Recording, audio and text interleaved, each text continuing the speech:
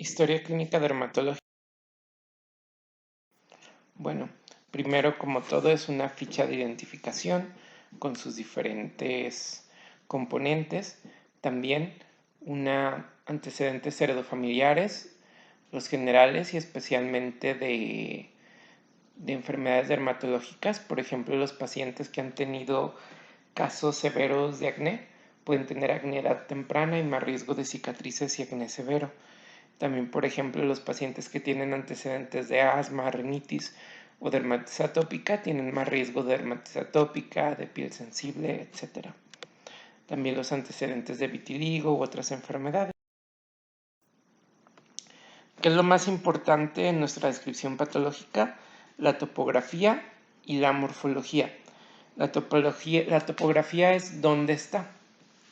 Sí, puede ser una lesión localizada cuando afecta un solo segmento corporal, una topografía diseminada si afecta a 2 o más segmentos, o generalizada si afecta a la mayoría del cuerpo. Cuando es generalizada debemos describir qué zona respeta, ¿sí? Es bien importante los segmentos afectados. También, por ejemplo, hay enfermedades que afectan áreas seborreicas, como son el acné, como son una pitiriasis versicolor, ¿sí? Hay otras, por ejemplo, que afectan los pliegues, como pueden ser los intértrigos, la dermatitis atópica, otro que afecta las áreas extensoras, como puede ser, por ejemplo, la dermatitis herpetiforme o la psoriasis, ¿sí? También podemos ver si afecta regiones expuestas, como por ejemplo las fotodermatosis, como por ejemplo el lupus subagudo, como por ejemplo una quemadura solar o el cáncer de piel, ¿sí? Las caras internas o externas de las extremidades, palmas y plantas como las keratodermias. También hay que ver que si es simétrico o asimétrico. Generalmente una lesión asimétrica suele ser externa. También todas las lesiones lineales suelen tener causas externas, ya sea rascado, un objeto, una picadura, ¿sí? Si es generalizada, siempre hay que estar señalando qué áreas está respetando. Hay que ver si las lesiones son monomorfas o polimorfas. ¿Qué es monomorfo? Cuando hay un solo tipo de lesión elemental, puras pápulas, bueno, de lesión elemental primaria. Polimorfo hay diferentes tipos. ¿Qué puede ser polimorfo? El acné, porque tiene comedones, nódulos, pústulas, pápulas inflamatorias. La varicela, que tiene pápulas, vesículas, eritema. También hay que estar enumerando las lesiones elementales y cada una de sus características, el número de ellas, su tamaño, su forma. Si se agrupan, hay diferentes agrupaciones. Por ejemplo, hay una agrupación zosteriforme siguiendo un dermatoma y con vesículas agrupadas sobre una base eritematosa, un patrón herpetiforme, vesículas que se agrupan sobre una base eritematosa. Hay patrones, por ejemplo, el lineal, ejemplo 3 aboncitos pueden indicar ese patrón comida, desayuno y cena que tienen los insectos cuando van caminando y picando sobre la piel. Un patrón lineal, como puede ser el rascado, o por ejemplo, hay una enfermedad que se llama, bueno, por ejemplo, la autoinoculación de algunos virus o de la psoriasis cuando hay rascado o cuando tocamos, que adquiere esa forma característicamente lineal. También hay que ver límites y bordes. Por ejemplo, las queratosis seborreicas suelen tener límites bien delimitados y ser más o menos regulares. En cambio, el melanoma suele tener bordes irregulares. O por ejemplo, una mancha, el vitiligo suele tener límites muy bien establecidos que podemos ver muy fácilmente.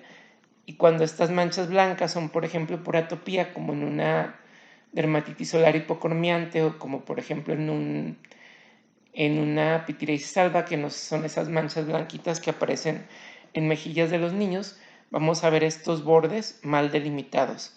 También el estado de la superficie, si las lesiones son planas, si hay hiperkeratosis, que es esta área blanquecina o engrosada de la superficie de la piel, si hay papilomatosis, que son todos estos deditos en la superficie, también su aspecto, Si está o no pedunculada, pedunculada es que se unen con una base estrecha a la piel, ¿sí?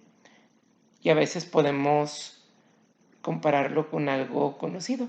Por ejemplo, puede ser algo papiliforme, por ejemplo, o digitiforme en forma de dedo, papiliforme en forma de papiloma de papila. Hay que clasificar las lesiones en agudas, subagudas o crónicas. Esto es generalmente con la visión. Por ejemplo, en un eczema hay eritema rojo intenso y hay ampollas en aguda. En la fase crónica puede haber liquenificación, engrosamiento, pigmentación, erosiones, y cuando hay combinaciones es subaguda. Si sabemos el tiempo, generalmente 2 semanas es aguda, más de 6 semanas crónica y entre este tiempo subaguda. Hay otras patologías, por ejemplo las del pelo, que esto puede llevar meses, como por ejemplo la caída del pelo, hay efluvio telógeno agudo y crónico, y este crónico requiere a veces casi un año de estarse presentando, ¿sí? Síntomas, el más común es el prurito, también el ardor y también algún dolor o alguna alteración en la sensibilidad. La comezón da casi en todas las enfermedades, a pesar de que hay enfermedades que se describen como prurito nocturno, como la escariasis. La mayoría del prurito se exacerba en la noche, cuando ya no estamos haciendo nuestras actividades, donde puede haber disestesias o cambios en la sensación. Por ejemplo, cuando va a brotar un virus herpes simple, cuando va a brotar un fuego, puede haber ardor o alteraciones, un dolor intenso o alteraciones de la sensación en este herpes zóster, que son estas vesículas agrupadas siguiendo un dermatomo que se acompañan de un dolor intenso. O también, por ejemplo, hay anestesia y anhidrosis en áreas de lepra.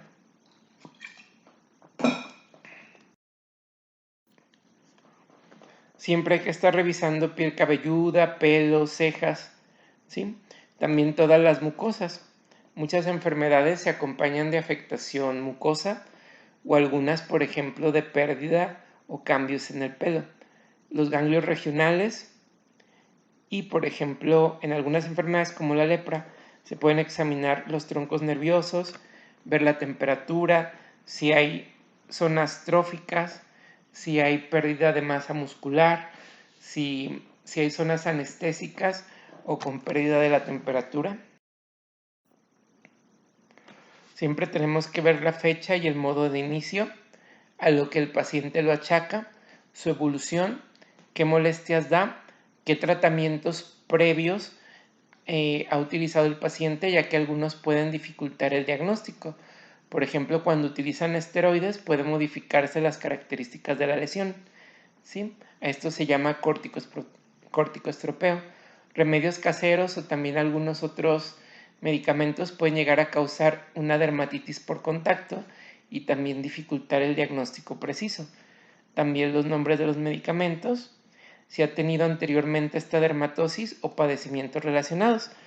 También si se ha presentado en el mismo sitio, por ejemplo, el herpes simple o el eritema pigmentado fijo, que es una mancha redondeada, eritematosa, pigmentada, que cada vez que se consume un fármaco aparece en el mismo sitio, ¿sí? Y el herpes, que son estas vesículas que se rompen y siempre aparecen en el mismo sitio cuando bajan las defensas. Presencia de familiares afectados, porque muchas veces nos puede ayudar al diagnóstico, y preguntas especiales sobre cada caso. Por ejemplo, si pensamos en dermatitis atópica, debemos de preguntar antecedentes de prurito recurrente, la afectación de áreas típicas de dermatitis atópica como los pliegues o la cara anterior de las mejillas, los antecedentes de atopía como rinitis alérgica o como asma o dermatitis atópica.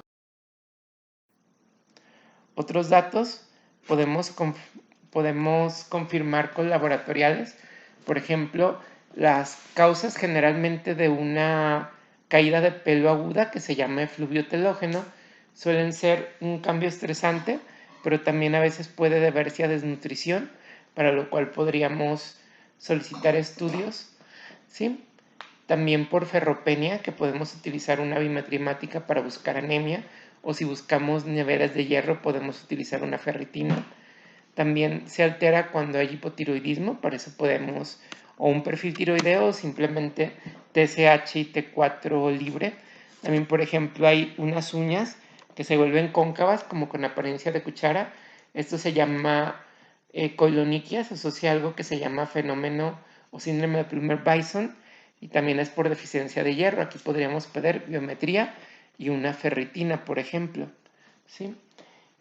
También pedimos exámenes de laboratorio cuando vamos a dar medicamentos sistémicos como metrotexate o como isotretinoína, buscando infecciones como por ejemplo las urticarias. Hay que anotar siempre el motivo de la consulta y también qué es lo que el paciente busca con. ¿Qué otros exámenes se pueden pedir? Laboratorio y gabinete, el estudio micológico. Cuando tenemos una duda, hacemos un raspado y podemos ver ya sea hifas o esporas en el caso de cándida y podemos cultivarlos. Inclusive hay un cromagar, que es un medio de cultivo para cándida que nos permite, mediante colores, por eso se llama crom, distinguir los diferentes tipos de cándida, si es cándida albicans, tropicalis, parapsilosis o lo que sea. ¿Qué es lo que más utilizamos cuando tenemos una duda, queremos confirmar el diagnóstico de un tumor o algo? Es una biopsia. La biopsia es tomar un fragmento de piel y se ve al microscopio, ya sea directamente con hematocilina o eosina o con tinciones especiales. También, por ejemplo, hay luz de Wood, es una luz ultravioleta que nos permite ver mejor las lesiones pigmentadas o también, por ejemplo, los piojos, algunos tipos de hongos o de infecciones como el eritrasma o las placas alopécicas por microsporum. El diagnóstico pues debe ser integral. ¿A qué se refiere con integral? Por ejemplo, si el paciente tiene un acné que se llama acné escoriado, el paciente pues va a tener 1 o 2 lesioncitas de acné y lo que va a tener es un montón de marcas, de manchas rojas y de manchas oscuras. Aquí vamos a ver que el problema primero es que se está pellizcando y segundo que hay un estrés intenso. Y debemos tanto recomendar el dejar de pellizcarse como el que busque ayuda psicológica. ¿Sí?